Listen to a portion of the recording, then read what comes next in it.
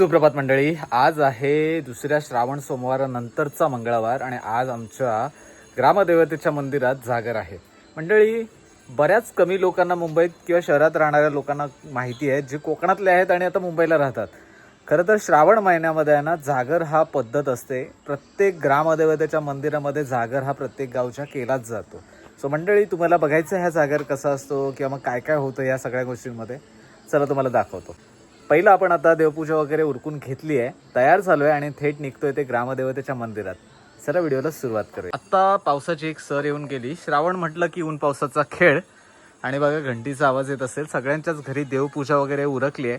सण म्हटला, उत्सव म्हटला की गावी कोकणात सारवणाचा सडा पडलाच पाहिजे आणि मग घरासमोर रांगोळी देखील काढली जाते. सारवण सुरवण झालंय आणि हे बघा, अशी मस्तपैकी छान अशी रांगोळी वगैरे पण काढून झाली आहे. आपली देवपूजा पण आत्ताच झाली आहे. नैवेद्याला पुऱ्या केल्या होत्या, त्या बिया बघा.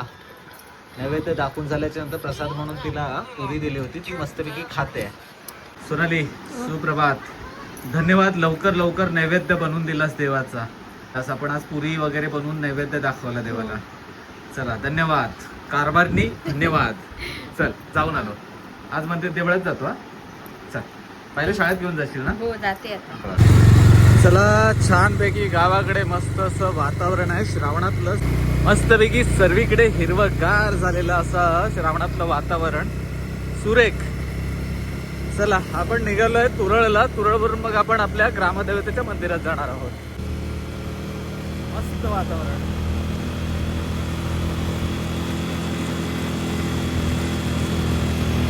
चला मंडळी, तुरळला येऊन पोचलोय आणि मुंबई गोवा हायवेवरती असलेलं आपल्या मित्राचं हॉटेल अभीर आहे.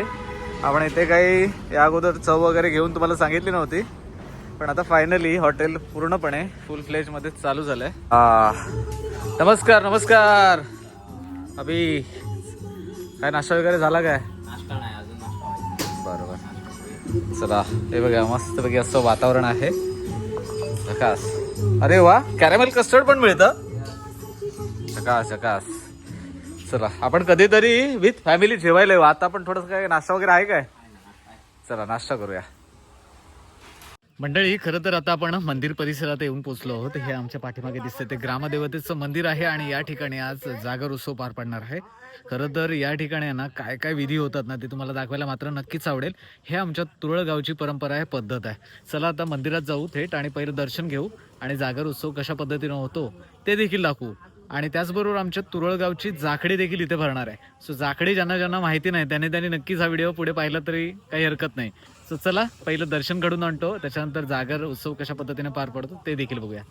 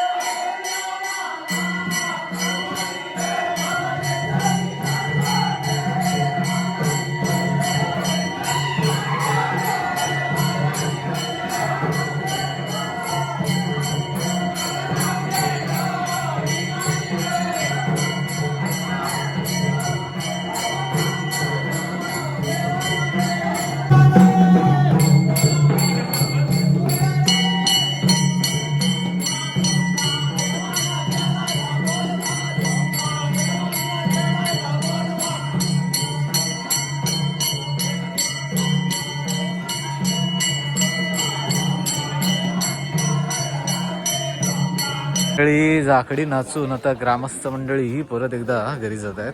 आमच्या गावाकडे आमच्या तुरळ गावामध्ये अशा पद्धतीने जागर उत्सव पार पडतो.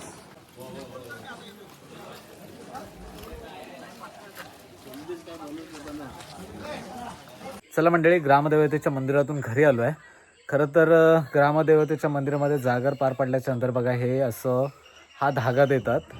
याला पौतं म्हणतात आमच्या इकडे. शाहीर विकास लांबोरेंचं गाणं आहे, पौतं बांधायचं गणाला पौतं बांधायचं, असं शाहीर विकास लांबोरे यांचं गाणं आहे. सो त्या गाण्यामध्ये देखील या पौत्याचं उल्लेख आहे. सो अशा ग्रामदेवतेचं जेव्हा जागर होतो तेव्हा हे पौतं दिलं जातं. मंडळी, तुमचं गाव देखील कोकणात आहे आणि कोकणातल्या तुमच्या गावी जागर पद्धत होते का श्रावण महिन्यात, आणि ह्या जागराला तुमच्या गावी कशी पद्धत असते, किंवा मग श्रावणात होणारा जागर तुमच्या गावाला कसा साजरा केला जातो, कमेंट करून सांगा. चला मंडळी, तुर्तास हा व्हिडिओ आपण इथे थांबूया. भेटूया कोकणातल्या अशाच आणखीन पुढच्या व्हिडिओमध्ये. तोपर्यंत टाटा. य कोकण आपलंच असा.